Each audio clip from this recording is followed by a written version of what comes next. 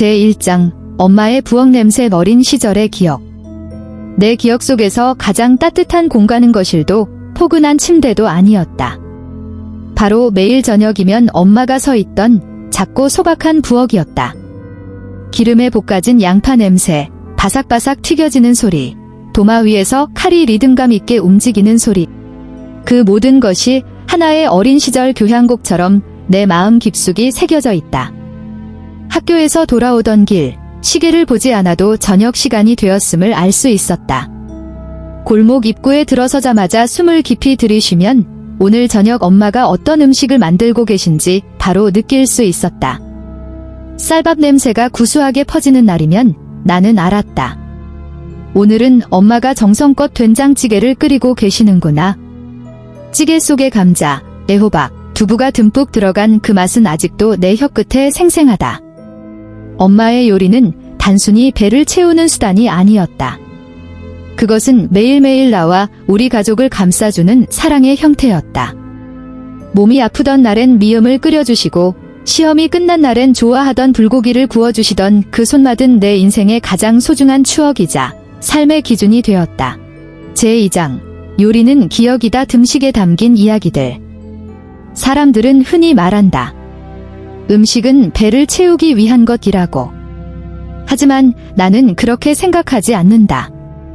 음식은 단지 영양을 공급하는 행위가 아니라 한 사람의 기억을, 감정을, 그리고 인생의 조각들을 담아내는 하나의 예술이자 언어다. 내가 처음으로 요리를 해본 날을 아직도 기억한다. 초등학교 5학년 어느 날 엄마가 몸살로 누워 계셨고 나는 무언가 해야겠다는 마음에 부엌에 들어섰다. 내가 할 수 있는 건 계란 프라이 정도였다. 달그락거리는 소리에 엄마는 조용히 눈을 떴고 내가 서툴게 만든 반숙 계란 프라이를 보며 미소 지으셨다. 조금 짰지만 엄마는 세상에서 제일 맛있었어. 그 한마디가 내 마음을 깊이 울렸다. 그날 이후 요리는 내게 단순한 취미를 넘어서 사랑을 표현하는 방법이 되었다. 슬플 때 누군가를 위해 국을 끓여주는 일, 힘들 때 따뜻한 밥 한 끼를 차려주는 일, 그리고 아무 말 없이 밥상을 마주보며 서로의 마음을 나누는 것, 요리는 기억이고 이야기이며 마음을 전하는 가장 진실한 방식이었다. 그리고 그렇게 시작된 나의 요리 여정은 내 삶을 천천히 바꾸기 시작했다. 제3장 할머니의 비밀 레시피.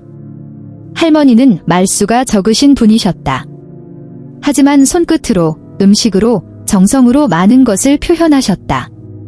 나는 할머니 댁에 가면 늘 부엌부터 들렀다. 작은 가스레인지 위에서 보글보글 끓고 있는 국냄비, 무쇠팬에서 지글지글 익고 있는 전, 그리고 장독대에서 막 퍼온 고소한 된장. 할머니의 부엌은 언제나 시간이 멈춘 듯한 따뜻함이 있었다. 어느 겨울방학, 나는 할머니께 물었다. 할머니, 된장찌개는 왜 할머니가 끓이면 그렇게 맛있어요? 그 질문에 할머니는 조용히 웃으시며 말하셨다. 그건 비밀이지. 근데 너한테는 살짝 알려줄까? 그렇게 해서 나는 할머니만의 비밀 레시피를 전수받게 되었다. 레시피는 단순했다. 된장은 매년 직접 담근 걸 써야 하고, 물은 멀리서 길어온 약수물이어야 하며, 감자는 너무 작지 않게 큼직하게 썰어야 한다. 하지만 무엇보다 중요한 건 마지막에 마음을 담는 것이라고 하셨다. 요리는 손맛보다 마음이야. 무슨 마음으로 끓였느냐가 맛을 결정해. 그 말씀은 어린 내게 큰 울림을 주었다. 그날 이후 나는 요리를 할 때마다 늘 할머니의 마음을 떠올리곤 했다. 누구를 위해 만들고 있는지, 지금 내 마음은 따뜻한지, 혹은 급하고 초조한지. 감정이 음식에 고스란히 담긴다는 걸 나는 할머니를 통해 배웠다. 수년이 지나 할머니는 하늘나라로 떠나셨다. 하지만 이상하게도 할머니가 끓이던 찌개의 냄새는 여전히 내 기억 속에 선명하게 남아있다. 그리고 내가 지금도 종종 그 비밀 레시피대로 찌개를 끓이는 이유는 단지 맛 때문만이 아니라 할머니를 다시 만나는 시간이기 때문이다. 제4장 도시의 주방에서 배우는 인생. 대학교에 입학하면서 나는 고향을 떠나 서울로 올라왔다. 처음으로 부모님의 손길이 닿지 않는 공간, 처음으로 스스로 해결해야 하는 모든 일들. 그중 가장 두려웠던 건 밥을 직접 해 먹는 일이었다. 내가 살던 원룸은 좁고 허름했다. 부엌이라고 부르기 민망한 한평 남짓한 공간엔 오래된 가스레인지와 작디작은 싱크대 하나, 그리고 찌든 기름때가 고스란히 남아있는 벽면뿐이었다. 처음 며칠은 컵라면이나 편의점 도시락으로 끼니를 때웠다. 바쁘고 피곤한 삶에 익숙해질수록 부엌은 점점 나와 멀어졌다. 그러던 어느 날 한밤중에 갑자기 어릴 적 엄마가 끓여주시던 계란국이 떠올랐다. 시험 기간이라 몸도 마음도 지친 상태였고 아무리 먹어도 허기진 기분은 채워지지 않았다. 그 순간 나는 무언가 끓여야겠다는 생각에 냉장고를 열었다. 달걀 하나, 대파 조금, 국간장 약간. 그리고 작은 냄비 하나, 조심스레 물을 붓고 파를 썰고 달걀을 휘저어 넣었다. 보글보글. 국물이 끓어오르자 문득 눈시울이 뜨거워졌다. 계란국의 맛은 완벽하지 않았다. 파는 너무 익었고 간도 조금 짰지만 이상하게도 그 한 그릇이 그렇게 위로가 될 수 없었다. 그날 이후 나는 매일 부엌에 섰다. 된장찌개도 끓여보고 김치볶음밥도 만들어보고 인터넷에서 레시피를 찾아 따라 하기도 했다. 어떤 날은 다 태워버리고 어떤 날은 너무 싱거워서 버리기도 했다. 하지만 그 과정 속에서 나는 알게 되었다. 요리는 삶을 배울 수 있는 작은 교실이라는 것을. 불 조절 하나, 간 하나에도 마음이 들어가야 했다.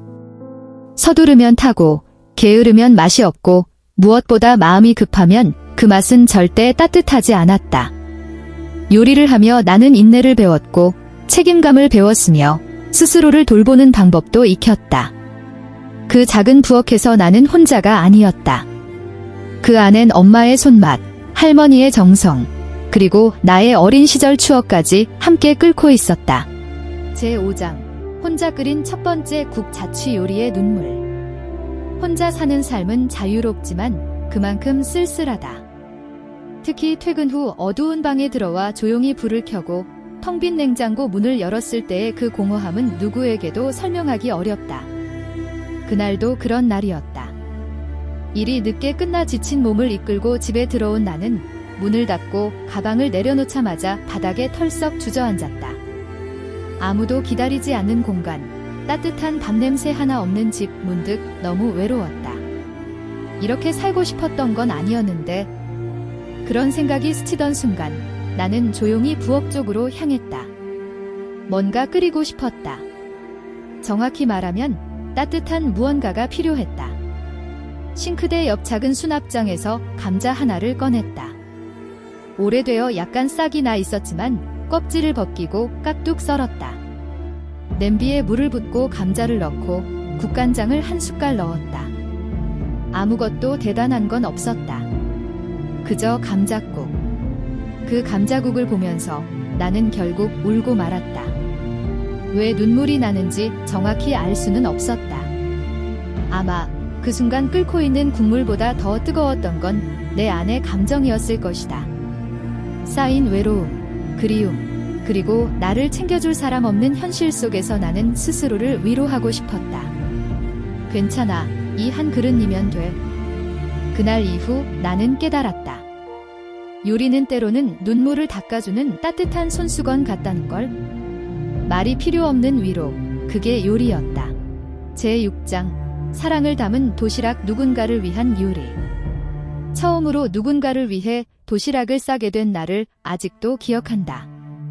그는 나보다 한 살 많은 대학 선배였고 같은 동아리에서 함께 활동하며 점점 가까워졌다.